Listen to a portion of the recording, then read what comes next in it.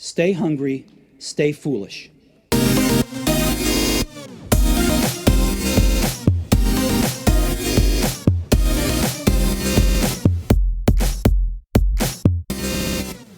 If you could make a change, any change you wanted, what would it be?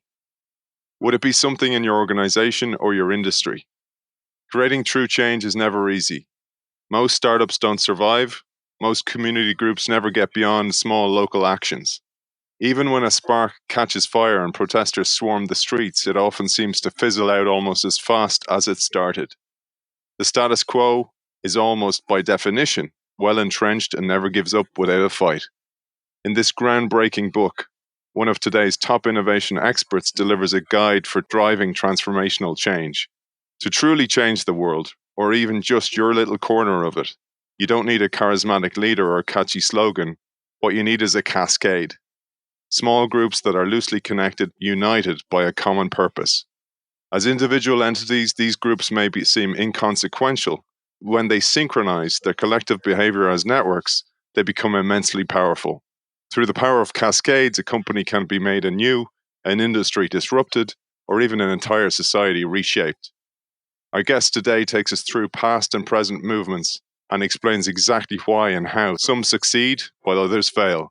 We welcome best-selling author, keynote speaker, and innovation advisor, Greg Satell. Welcome back to the show. Thanks for having me, Aidan. I love the progression of your books, Greg. The last one we covered on the show was Mapping Innovation, and it was like this framework of ideas and how to come up with the best ideas, covering the history of innovation.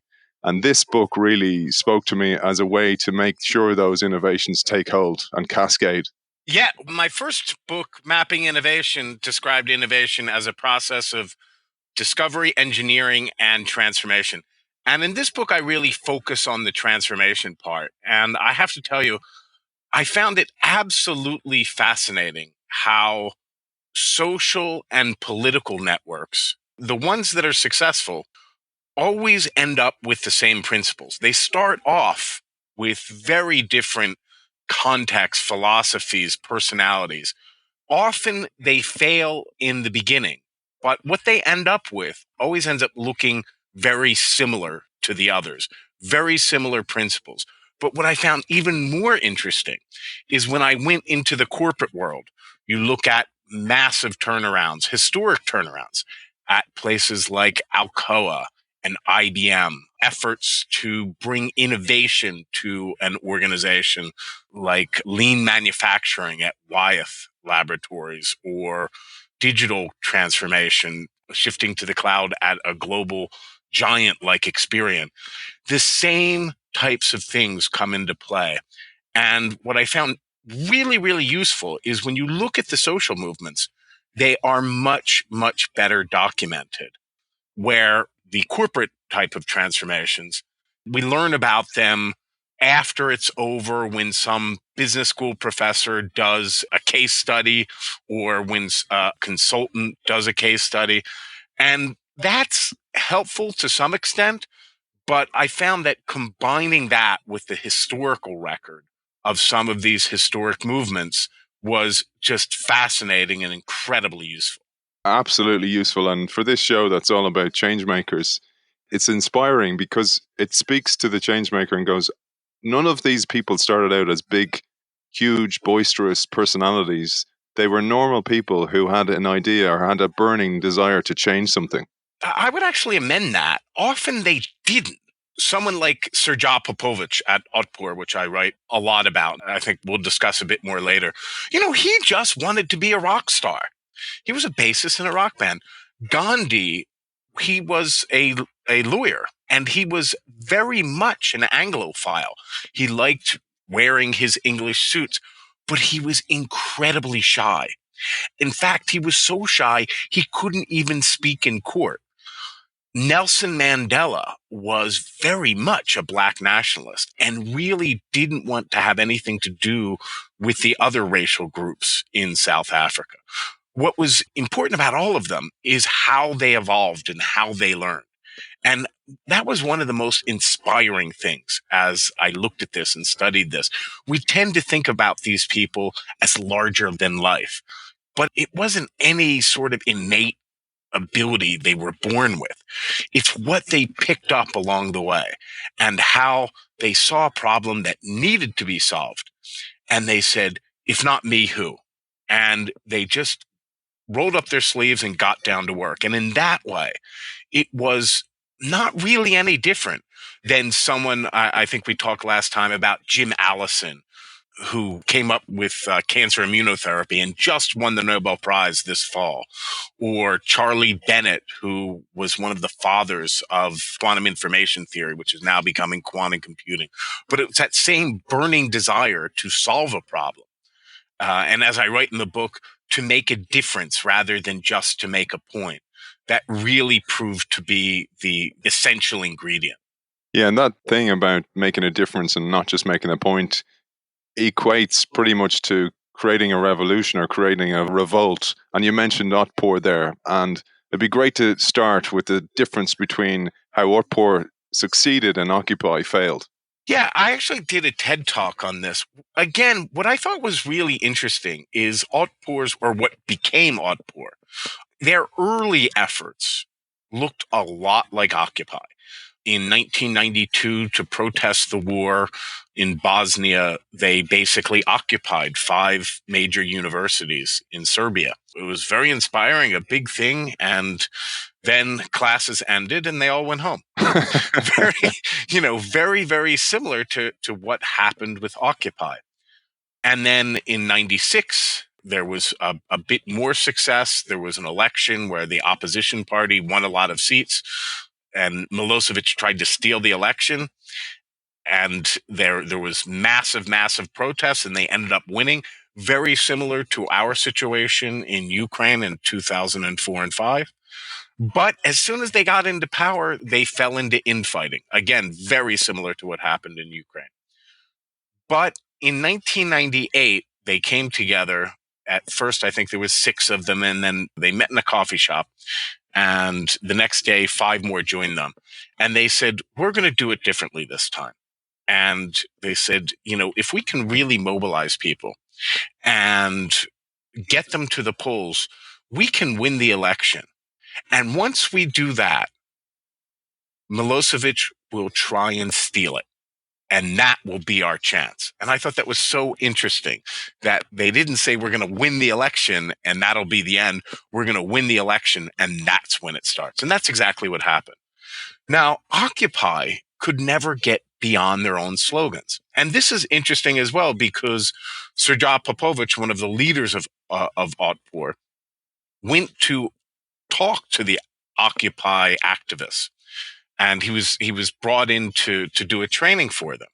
And the first thing he asked them, he said, so what is it that you want to change? And they said, well, the banks are greedy and the student loans are horrible. And he said, no. Those are grievances. Those are things that you don't like. What do you want change to look like? If I could give you like a magic wand, like Harry Potter, you could change whatever you wanted. And, what would that change look like if you could change whatever, if you could make it however you wanted? And they couldn't tell me. He said they went round and round for hours. So I would say that's the first thing. I mean, if you can't say what you want change to look like, don't expect things to change. Another thing he told them, he said, why are you sleeping in a park?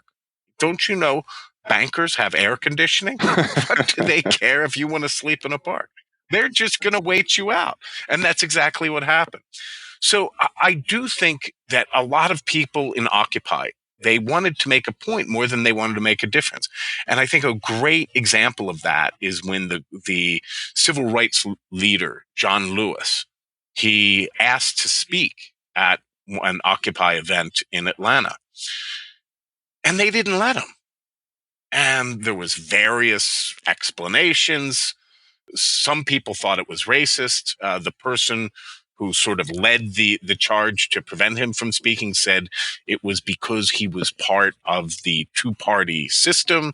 Some others just said, well, he didn't know the rules. Whatever you want to call it, they missed the opportunity to make a valuable connection. And that, I guess, might have been the biggest mistake Occupy made, is not understanding that you mobilize people to influence institutions. Occupy was mobilizing people for no specific purpose. In fact, they didn't want to have anything to do with institutions. And institutions are the only ones who really have the power to enact change.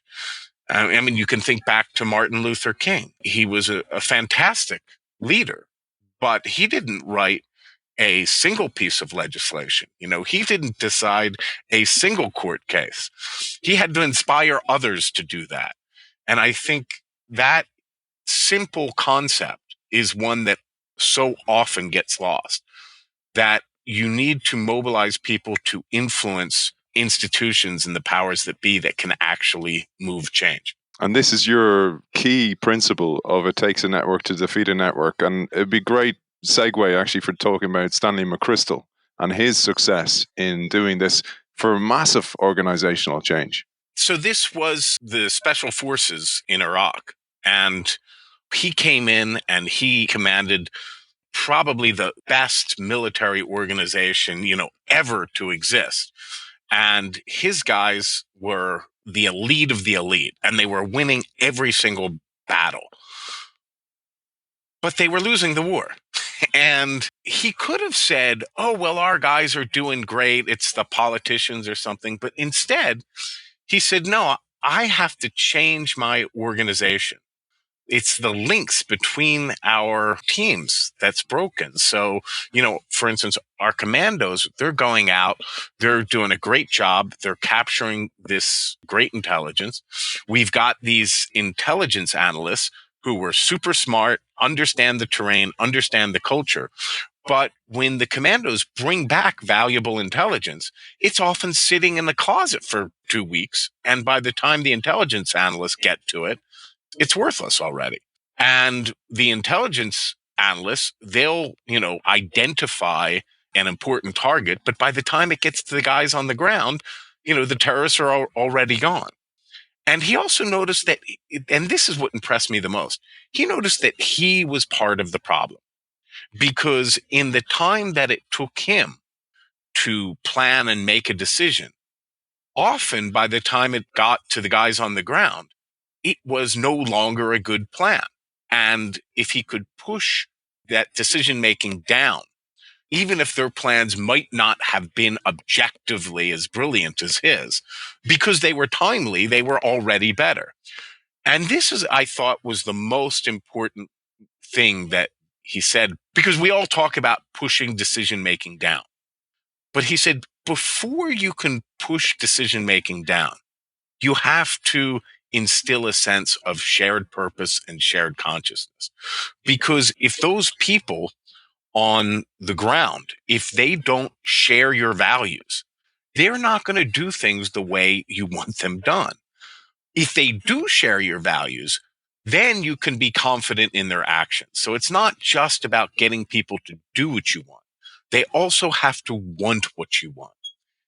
And I think that's the missing element in so many of these organizational efforts to push decision-making down. If you don't really instill those types of values in your organization, pushing decision-making down isn't going to make you more agile. It's just going to make you more chaotic. And I love what McChrystal did. You talked about him focusing on the links between teams, because those links were normally reserved for people nearing pension or people who are put out to pasture. They weren't seen as essential roles, but he laser focused on making those links ultra strong with some of his best people. Right. Liaison positions were considered for substandard officers or guys nearing retirement. He got his best guys, and that wasn't easy to do. You can imagine the commanders on some of his teams saying, look, I'm going to take your best guy and I'm going to stick him in an embassy for 6 months. That didn't go over so well. Also, he embedded commandos in intelligence teams and intelligence teams into commando teams. And that really didn't go over so well. But what he understood, and this really comes out in the chapters on network science, that it only takes a few links to bring social distance within a network, whether that's an organization or an industry, crashing down. So while the individual teams might have slowed down a little bit, the organization itself sped up and rapidly accelerated. And that was key to its success. Oftentimes we only see what's right in front of us. And if we're working in an intact team, we see that as slower and we're like, oh, I have to put in this extra time for the organization. It's that change in habits, in organizational habits as well, that's really difficult for people to absorb. And we see this in the corporate world a lot. They have these global coordination positions or regional coordination positions. And usually those types of positions aren't given to top performers. So coordination kind of takes a back seat. Another thing that I think is really important is in so many organizations, you see the senior management say, oh, yeah, we're super connected. We're great at working with a team. You know, I work with all the other vice presidents and the other divisions, and we've really got a great morale, and we talk all the time.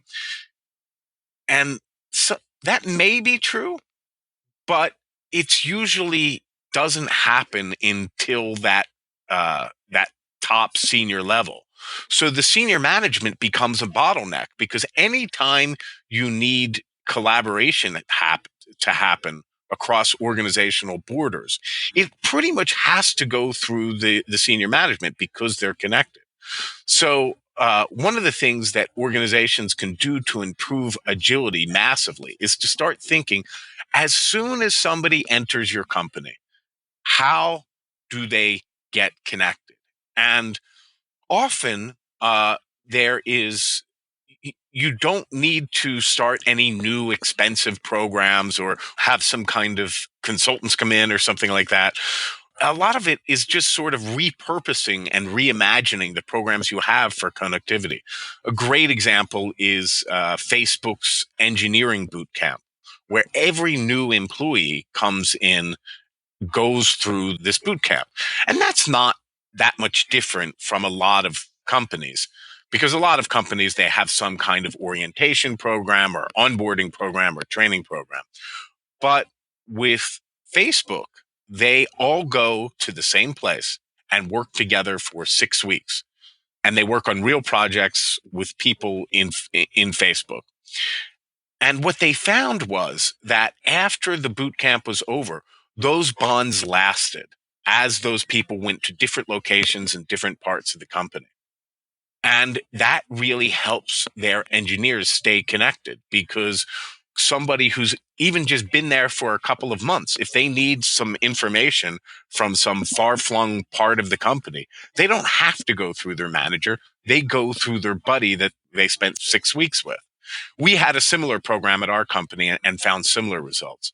Another example that I thought was just brilliant is at a bank, their call center. They noticed that there was huge variation between the different call center teams. And they brought in some researchers to find out what that was. And they found out about a third of the variation could be explained by informal conversations and contacts outside of meetings. So what they did is they said, well, you know what? The way it works now is when there's a break, whether it's a coffee break or a lunch break, a certain amount of people from each team, they go at any given time. And the breaks are kind of staggered that way so that the rest of the team can keep serving customers. And they said, well, we don't really need to do that. What we can do is let the whole team go out at once, and then the other teams can take up the slack. And that way, that team can take their break together and talk and bond and whatever. There was a $15 million increase in productivity. So I think just having that mindset that connectivity throughout your organization is really, really important, even in entry-level positions. Even just that one realization can really make an impact. There was one piece you talked about there, and it was regarding McChrystal. It absolutely reminded me of corporations where we need a strategy for digital transformation, or we need a strategy for a new product. And it reminded me of the Jack Welch quote: if the rate of change on the outside exceeds the rate of change on the inside, the end is nigh. But you say, McChrystal said, The world has outpaced us. In the time it took us to move a play from creation to approval, the battlefield for which the plan had been devised would have changed. By the time it had been implemented, the plan, however ingenious in its initial design, was often irrelevant. And that absolutely nails the problem that is in so many organizations. They create this brilliant strategy, brilliant product, but by the time it's executed, the world has moved on. Or like in the case of Blockbuster, where you have a plan, you have a strategy, but key stakeholders aren't aligned. And that's what really brought Blockbuster's downfall. As I explain in the book, everything that people today say that Blockbuster should have done, invest in a digital platform, cut out with late fees, innovate their business model, invest in streaming. They did all of that stuff, but they weren't able to bring along the franchisees and the shareholders. And when the stock price fell, that attracted the corporate raider, Carl Icahn, and he got at loggerheads with the CEO. The CEO left. That strategy was abandoned. 3 years later, Blockbuster was bankrupt. And I thought that was just so compelling, because you go back and you look at the executive team at Blockbuster. And today, everybody says, oh, well, they weren't paying attention. They didn't understand. And you could see that they understood really well. And they put in a great strategy. They executed it very, very well. And by, late 2006, early 2007, they were actually adding new subscribers faster than Netflix was. And when I talked to the former CEO, John Aniaco, what I found was so interesting, because this was a guy who'd been an innovator his entire life. He told me, he said, whenever you want to do something different, there's always going to be critics and naysayers. And I just always learned how to push through that. And that's how he'd been successful throughout his career. And in fact, is still successful with his new business. But that one time, he wasn't able to bring the stakeholders along, and it all kind of fell apart. I'd love to delve into this a little bit more. Antioco had a stellar career in turnarounds. He was a brilliant manager. He'd even, as you say, had put a strategy in place. But it was this thing of trying to change the minds of the network. This is where he falls down. And this is the kind of case study really that you use it for, is building the network throughout the organization, getting people like the franchisees on board, rallying the troops with a common purpose. These things were the missing ingredients. It wasn't like he sat there and said, I'm going to piss off the franchisees, right? And it wasn't like he said, oh, we don't care about the shareholders. He was a doer, and he'd always been successful. And he was always able to show results, and people saw he was right in the end. It was just that he didn't make it a priority. He didn't even see it coming. In fact, when I was talking to him, at first he was resistant and a little bit defensive. And as we were talking, he was like, no, it wasn't really that. It wasn't really that. And he sort of said, well, yeah, then when the stock fell, and that's what brought Carl Icahn in. And one of the things that really impressed me is all these years later, when so much has been written about it, what was apparent to me is, as we were talking, he's still trying to think through it and learn from it, which really, really impressed me. His successor, Jim Keyes, was a little bit, to be honest, I didn't really understand what he was talking about. But even then, they weren't abandoned. He saw himself as jumping to streaming. And for some reason, he thought that the best way to do that was to build up a larger retail network and sell downloads rather than the subscription model through the DVDs. I don't get it, but it wasn't that he didn't see digital coming or something like that. He had some ideas of a way to do it differently, which quite frankly don't make a whole lot of sense to me.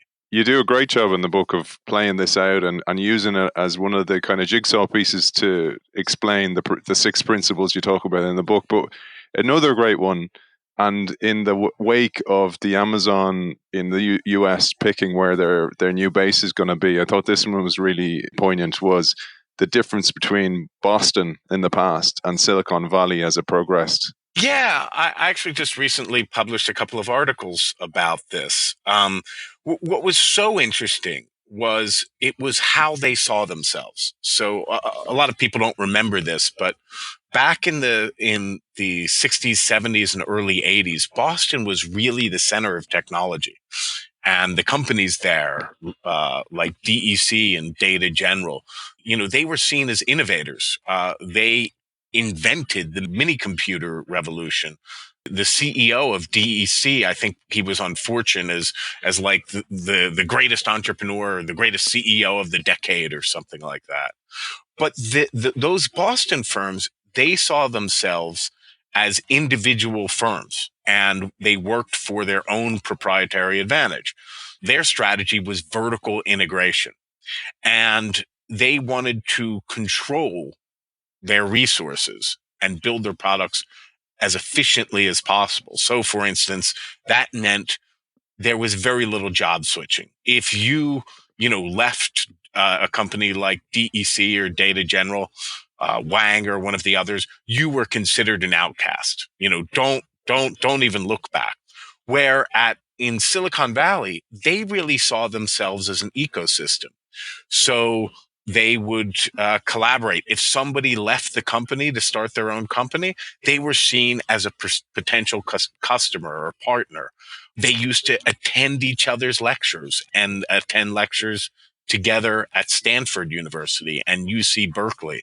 So they saw themselves as certainly competitors, and they definitely wanted to make a profit. I mean, everybody in Silicon Valley was there to get rich, but they saw themselves as an ecosystem. And because they saw themselves as an ecosystem, they built up those connections between them. And that's what allowed them to adapt when the technology industry really started changing in the 80s and 90s. And that's why today Silicon Valley is considered the center of technology, and Boston is certainly not. And the other thing that I found really interesting is when I talked to Annalise Saxenian, who's really written all the books about this. Is she told me, nowhere except none of the other technology hubs, around the world, whether it's Taipei or Bangalore or Tel Aviv, or in some ways Dublin. None of them really just appeared de novo. They all arose from some connection to Silicon Valley. She said Silicon Valley arose because of a very, very strange confluence of forces there, which I describe in the book. But she said, if you look at a place like Bangalore, Tel Aviv, or Taipei, what happened was, because Silicon Valley was such an open place, people would come there and they'd work for 10 years, and then they'd go back home and they'd immediately start a business working with Silicon Valley, as a supplier or a customer or a distributor or whatever it was. And eventually they would specialize and become a world champion in specific areas or specific technologies. And what's interesting is that connection to Silicon Valley actually strengthens the centrality of Silicon Valley. And if you look at the sort of failed tech hubs, places like Skolkovo and Moscow and others, so many people say we want to build the new Silicon Valley, and what they miss is the most important ingredient, which is the connection to Silicon Valley. And I think that's true in a lot of industries, where if you want to build a new hub, you start with connections, and that's how you build a regional economy.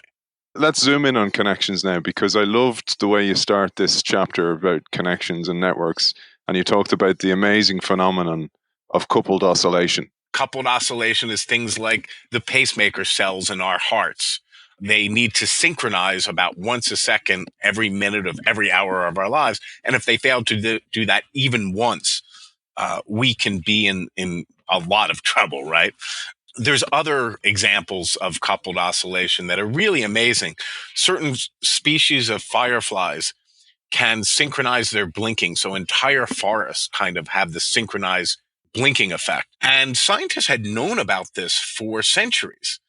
But it turned out a graduate student at Cornell just sort of pieced it all together and figured it all out. And that became the Watts-Strogatz model. And it actually just recently turned 20 years old. And it's one of the most highly cited scientific papers ever.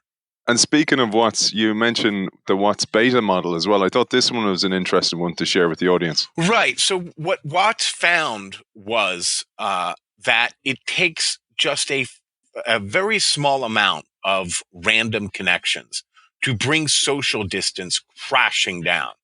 And I thought that was a really important insight, because we tend to think about networking like everybody's got to be connected. It's not. You just need to encourage a little bit of mixing. And I think I think the figure is it takes only 5 random links in an ordered system to have the social distance in the network. I think that all too often when we talk about connecting people and networking and organization, we do stuff like, we have a little beer bash or something like that, or have a mixer. And the evidence shows those things are actually not that effective at all. What is really effective is widening and strengthening working relationships within your organization. So rather than, having a beer bash, thinking about how you can get people, especially junior employees, to work together on a project. And again, I think things like the Facebook engineering boot camp, where you're getting entry level employees to spend 6 weeks together. Those are the sorts of bonds that endure. And in many cases, I know, because we had a similar thing both at the company I ran in Ukraine and a company I worked with in New York 25 years ago, that often the best relationships in the organization, 10, 20, 30 years later, are the ones made during that initial training period, if you're bringing people from disparate parts of the organization together. So, Greg, let's talk about the network now. So the nodes in a network are in place. We have that, like the Facebook model you mentioned. But then you have to think about, how do you bring them together? And this is the key part. And you say throughout the book, for transformational change to happen, you need small groups, loosely connected, united by a common purpose. And it's that last piece, the common purpose, that becomes really important when you have this network. Right. And we've heard so much in recent years about, how these networks are leaderless. There's things like holacracy, the Arab Spring. That's the one thing they always say, is that in this new era, where we have digital technology to connect us, really leaders aren't as important. And that couldn't be further from the truth. Because things happen so fast, you need leaders to give that sense of shared purpose. Back to McChrystal's point, that before you can push decision-making down through an organization, you need to build shared purpose and shared consciousness. That, I think, is true in any organization. And when you have this ability for people to connect and for cascades to change things very, very quickly. And when I mean quickly, just to blow up on that point, if you went to Serbia in 1999, you would say, well, Milosevic, he's going to be, in power for life. There is no organized opposition. And even if you pointed out, there's this Otpor and they're, organizing against him, they were only maybe a couple hundred people in 1999. And then a year later, Otpor's up to 70,000 members. Milosevic is out of power. And a few years later, than that, he's dead in his jail cell in The Hague. So that's how quickly things can change. So if you don't have a leader really bringing that shared purpose and shared consciousness to the table, you just end up with absolute anarchy and chaos. And you just sit there not knowing where events are taking you. And that's why it's so important for leaders today to see as their number one job as A, giving that purpose, and B, thinking of themselves as kind of a gardener and helping to grow and shape those connections within their organization. I love here, Greg, you talk about this idea of the Q metric and you talk about the research on Broadway musicals, because this really brings it to life. Yeah, so the Q metric, just let me track back a little bit and just talk a little bit about the concept of small world networks and what Watts and Strogatz discovered. Because we've known about networks for a long time. But one of the assumptions about networks is that you can have these tight clusters of really strong relationships, or you can have this wide reach and vast connectivity through the network. 6 degrees of separation, for example. And what Watts and Strogatz discovered is not only is it possible to have both short path links, meaning not a whole lot of degrees of separation, and tight clustering. What they found is that networks actually tend to go that way. And that basically is the foundation that modern network theory is built on. So some other network scientists following on their work, they came up with this idea of a Q metric. For people who are interested in technical details, it's that clustering coefficient over the path links normalized for a random network, but that's probably not important. Anyway, this Q metric, Duncan Watts calls it the small worldliness of a network.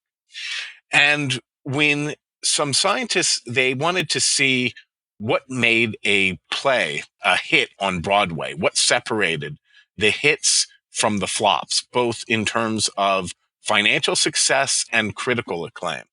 They looked at 50 years of Broadway plays, and what they found was the strongest determinant wasn't things like the marketing budget or the production budget or the track record of the director, but it was the structure of the relationships among the cast and crew. So if people among the cast and crew, they had never worked together before, results tended to be pretty poor because they had difficulty coordinating. However, if almost everybody on the cast and crew had worked together before, results were similarly bad. So the best performers had that mix of strong relationships and new blood so that they were able to coordinate, but also there were open nodes in the network to let new ideas and creativity in. And I think that is a great rule of thumb to follow for any organization, that in your teams, you want to have some cohesiveness and people who have had those years of experience working together, but you also want to constantly have some mixing as well. That's great. It's such a great study. And Greg, we're only going to have time for one more part, which is, I love this, and I love how you phrase it, the genome of values. Right. So, we think of values as something that is static. And somebody who has integrity, we see, that guy has integrity. He never changes. Where we need to think of values as rules for adaptation. And I use a genome as sort of a metaphor because our genome, our DNA, doesn't actually have that much information in it. There is only about as much information in our DNA as there is in, let's say, a DVD with a full-length movie in it. And only an SD, not even enough for HD. So we're not talking about an enormous amount of information, but what our genes give us is these rules for adaptation, first in the womb and then with our environment. And those rules for adaptation are able to lead us to do quite a bit, right? Live our entire lives. And I think in terms of organizations, we need to think about values in the same way. I think the person who really explained this best is a guy named Irving Villavsky Berger, who was one of Lou Gerstner's chief lieutenants during the IBM turnaround in the 1990s. And he said, when Lou came in, he reminded us of our values that we'd lost sight of. He said certain things like people in IBM always dress conservatively in a suit and tie, but that wasn't a value. That was the manifestation of a value because early on in our company, most of our customers were banks, and the value was to be close to customers. So we dressed like bankers. But what Lou reminded us of was that was the value. So if our customers wear khakis, it was fine for IBMers to start wearing khakis. Another example he gave, he said, IBM's always been a competitive company, but we began to compete with our customers. That wasn't the value. The value was to compete in the marketplace. So Lou, he said he got rid of some very, very senior people who were known for infighting. And I think one of the most important points about values that people lose sight of is it's only a value if it's going to cost you something.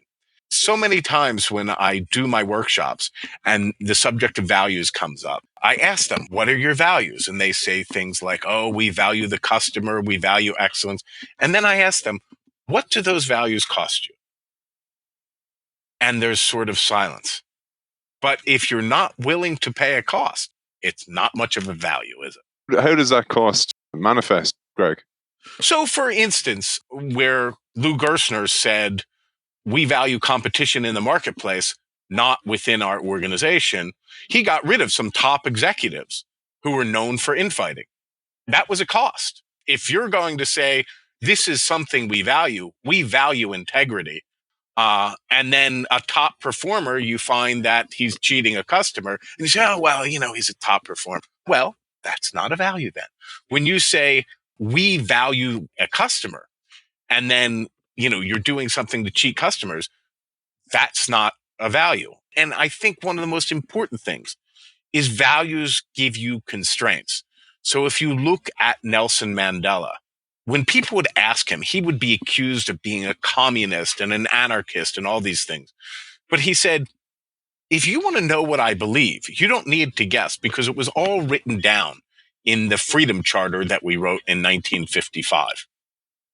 And in that Freedom Charter, it said equal rights for all Africans. Now, when he came to power, that value became a constraint, right? Because it meant that he couldn't oppress his former jailers.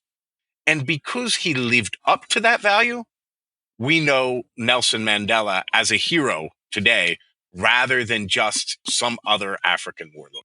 And that's another key part you say is, like Gandhi said, for example, you need to be the change you want to see in the world. So you have to actually live your values. You have to walk the talk. Absolutely. So, Greg, I absolutely enjoyed speaking to you as always and love the book. Looking forward to the next one because you've got so much knowledge in there that is so valuable to the world. Where can people reach out to find you, your website, find you for keynotes, etc.? The best place to reach me is on my website, gregsatell.com, and also my blog, digitaltonto.com.